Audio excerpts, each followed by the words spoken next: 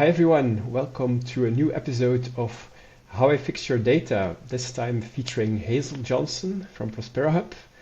My name is Jonas from Koalify. We manage HubSpot duplicates with our plugin Koalify, and I'm gonna let Hazel introduce herself first. Thank you very much. My name is Hazel. I am Head of Ops at ProsperoHub, and we are an elite HubSpot partner based in the UK. Nice. And can you tell me a bit more what you do exactly at ProsperoHub? Yes, of course. So we are primarily a solutions partner. So we work with everyone from smaller organisations up to big end mid-markets on servicing and implementing HubSpot. So that's a mix of optimising existing portals, which we'll go through a little bit more in the example today, as well as things like implementation. So from the ground up, you don't have a CRM, but you have one that's not working. Have you heard of HubSpot? It's fabulous. Let's get it up and running for you. Okay, cool. Sounds good. And what challenge are we going to discuss today? Which use case have you brought? So we have an optimization use case actually today in regards to Koalify. And this was a customer we've been working with for a long period of time that came to us following some massive success with HubSpot. They were finding data was becoming quite inconsistent. They were experiencing issues with things like duplication, as well as several other problems across the portal, property health, workflow health, a lot of unused assets. And they really wanted to simplify how they were doing things, clean everything up to help out the users, and just have a nice clean slate to start again from. Yeah, that sounds very familiar. And could you share some specific problems that they were running into, like the impact of the bad data in their portals? Was it wrong emails that were sent, poor follow-up? Like what happened? So I can actually share my screen to give a bit of insight here, but the first thing we did with these guys was a full audit of the portal, and that surfaced several issues that relate to data. So if I quickly share my screen and I can take you through this. Brilliant. So as part of the audit that we did, this covered properties, this covered data, this covered assets like I mentioned, so tools like workflows and all sorts in the portal. But a big part of this was the data audits. In reviewing the data they had a lot of information that was missing core details. So there's been things like personas from a marketing perspective, countries and regions, which was really critical to these guys because they're a global organization. They needed to be able to know where to pass leads and what region, what country. Hard bounces, nothing having ownership. There was a lot of issues at the contact level, and this was then extended to organizations as well. So you can see there, almost 30% of the records had no domain at the company level. This means they were having no enrichment from a data perspective, no industries, but a massive percentage, which made us quite nervous. And again, the countries issue there. Outside of this, the other big one was duplicates. We had over 10,000 potential duplicates in the portal, which was flagged by HubSpot's sort of native data quality center. A massive amount at the contact level, and it's maybe worth noting HubSpot's data quality center only goes up to 10,000. Yeah. There were far more than this, and a load at company level as well. Okay. Cool. That's a pretty big mess to come into. Like how do you tackle it? Where do you start? How did it go? So following that audit, we presented back a series of findings, potential solutions to the team. The big thing they wanted to focus on as a priority was the lack of company information in the duplicates. They were massive. They asked us whether we could utilize HubSpot's native tools to sort some of the duplicate issues and some of that solutioning. Whilst the HubSpot tools would get us here, we really needed to be over here. And they asked us to go away and look at a few different examples of plugins, tools, integrations that could help solve the duplicate issue primarily, because that's where we were lacking the most functionality in HubSpot. Yeah, okay. And how did you do a comparison? What were the criteria when you were looking into a solution for the duplication? So there were three big things we were concerned about. The first was cost. These guys have budget, global organisation, but we wanted that cost to seem fair. If we could save them a bit of money, they're spending a lot on HubSpot, cost was important. The second was the user interface. this is something we really wanted to be able to set the client up for success with going forward. Whilst it'd be lovely if we could keep working with them, we don't want to give them a new bit of tech stack that's got 150 million buttons everywhere and is going to be really, really hard for them to utilize themselves in emergency scenarios. So the interface was important, and the integration with HubSpot. Obviously, as they were a HubSpot customer, it had to integrate really seamlessly and be quite slick in that regard, give them a lot of freedom and control when managing the data. Okay, cool. Yeah, we wouldn't have this call if Koalify wasn't a desired solution. But like, what were the main criteria that stood out in your opinion? So I think Koalify won on all 3 points. At the end of the day, we created a doc, a bit of a comparison doc, both from a cost analysis perspective, but also a functionality and usability perspective that we presented back to the clients. We were looking at Koalify and a couple of other similar applications in the marketplace that had some of the duplication sort of functionality we were hoping to utilize.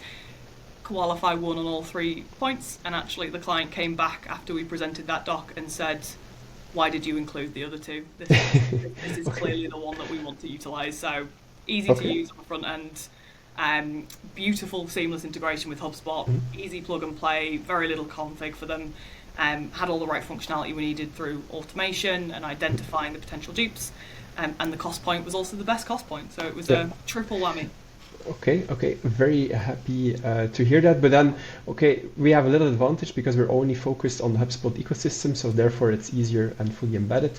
But that being said, even though it's easier to use, it's still not like you still need to think about how you detect your duplicates, how you then actually merge them. So what was your approach there? How did you tackle this for your customer? Yeah, so there was a couple of bits we did from this point. So the first, if I share my screen again, we did a full tool review with them in mind. So we presented back the rules that we can build out utilizing Koalify, all the duplication details, primary rules, how records are merged to give them a really clear idea on what we were going to be doing in their portal. On the back end of this, they had a few priority levels. There were duplicates that were pretty critical and causing major issue, whether that be from a reporting perspective, whether that be passing out leads across the sales team as well. Like I mentioned, the lack of detail of the company's objects specifically was a bit of a nightmare for getting records to the right people across the organisation. And the reason for that was there were so many dupes. We actually had all of the correct data, it was just spread across multiple records. So they all formed high priority when it came to merging. We had a load of mid that were not mission critical, not going to stop the business working, not going to impact a sale, but we wanted to get to, and a load of low priorities as well, which were just going to be part of an ongoing cleanse process. So that was our immediate next steps. Yeah, that's a great approach to prioritize the records or the duplicates. Like, which criteria did you use to define which were the high priority records that you wanted to tackle immediately versus the one with the lower priority? Yeah, so from a company's perspective, we looked at things like the company name. We also looked at the postcode and the address of the organisation as well. Anything that we could use to really determine this is absolutely the same business. So company name, address details, telephone number was another one we used a lot.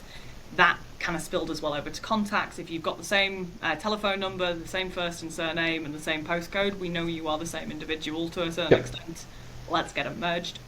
And then it sort of trickled down from there with mid and low. Okay, so, and if I understand it correctly, those certain ones with the high priority were also merged in bulk then, using the workflow action. Yeah, 100%. So we built a series of workflow actions to address those high priorities. Took us maybe 20 minutes, really quick. This was the benefit to having the nice clean interface from a usability perspective. So those ones all immediately got merged using workflows. The mid and lows we saved in 2 separate lists in the HubSpot portal for them, and then split them out by region so that each of the regional managers could run through and help maybe nail down some more of the criteria or give us a bit of an additional insight into data that might help get those lists tighter and tighter. And then we continue to build workflows once they'd had those internal reviews. Yeah, okay, yeah, that's a great approach because you can only bulk merge the certain duplicates, and if there are data points missing, you need someone in the team to help you there. And by splitting it by region, you could distribute the work.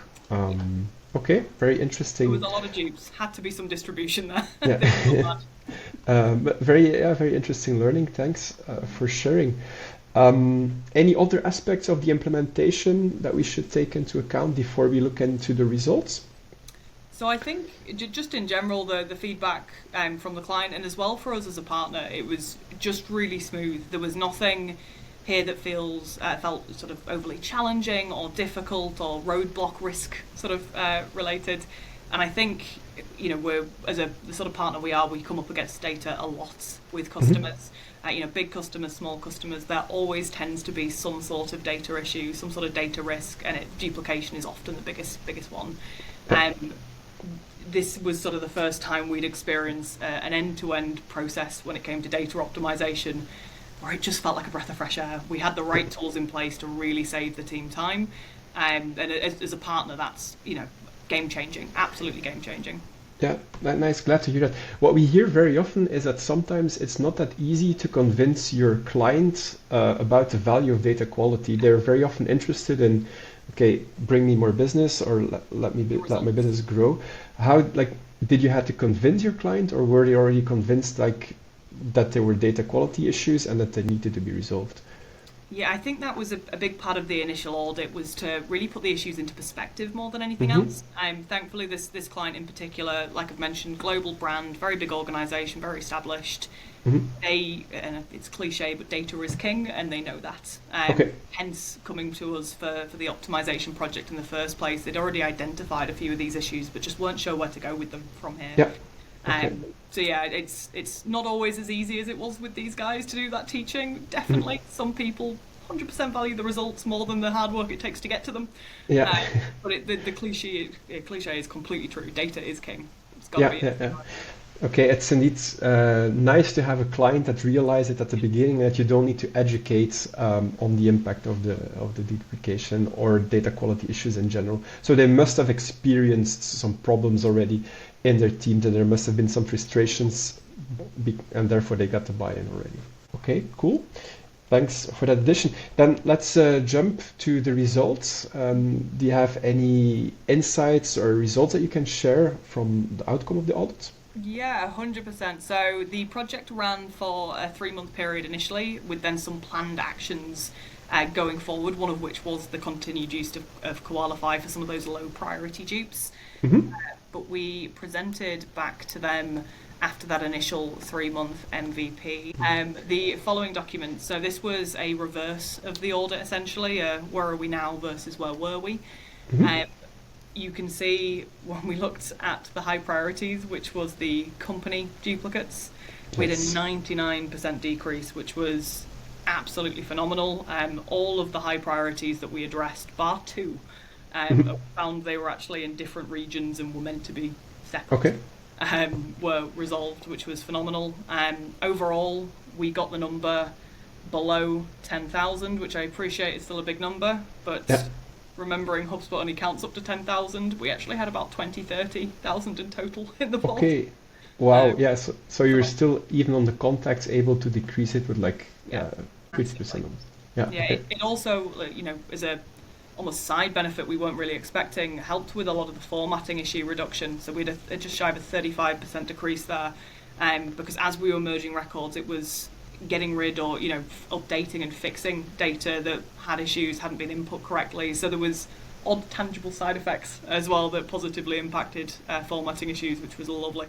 Yeah, nice. Didn't think about that, but I can imagine that if you also merge the records, that you have completer data, less formatting issues.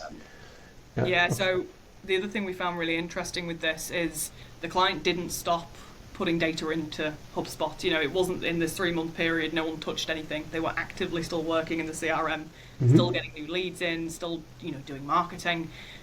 So they actually had got about 30,000 new contacts in the portal during this time, and we still saw massive decrease across everything except persona and name, actually. So, and at the worst case, they were maintained. It actually didn't go up, which it would have. So overall, fantastic results. We're really pleased with the outcome. Yeah, awesome. I assume that the customer is also pretty happy. What was their like key takeaway or their final conclusion of this project? Like, how did they feel at the end? Really positive. They actually asked to continue working with us in a retainers space, so that we could continue to own sort of the Koalify elements of the work. They were really impressed with how speedy that was, how much automation we were able to develop using the tool, how we were able to do all the segmentation of the lists for the regional reviews, and wanted to retain our services to ensure that was kept up to date. So they had an authority essentially that could drive the importance of the data health. So it resulted in more work for us, ongoing relationship with the customer, which is exactly what you want again as a partner, is to keep helping and to keep being able to improve their instance of the CRM. Yeah. So massive win. They were over the moon. Yeah, nice. I can imagine. That's, I think, the best compliment that the client can give you is like just continue the work and let's stay partners. Cool. Glad to hear. Is there any final thoughts from yourself that you would like to add, Hazel? I think the only other thing is we need to use it more, to be honest. I think, given all those USPs around the price point, the usability on the user interface, how seamlessly the integration with HubSpot works, this is something I can see adding value to practically every one of our clients. Anyone with data, whether that's 1,000 record or 100,000, could utilize the tool and it would add value. So it's more of a slap on the back for us to get it into more projects, to be honest. Yeah, yeah. No, but sounds familiar. It's really like when the client experiences the pain that they reach out, they try the product, and then they convert it. Like we don't come in earlier than there's an install. Like they really come to us when they already have the problem, and then when they have the problem, it's more evaluating like if this is a good solution for the specific problem. But yeah, you need to make them aware, or they need to feel the pain first, I guess, before you can go that route. The benefits, 100%. Yeah. Okay, awesome. Thanks for sharing this story, Hazel. Very insightful. A lot of takeaways, and looking forward to our continued partnership. Yeah, 100%. No, many thanks for your time today, and looking forward to the next project. Yeah, likewise. Bye. Thank you.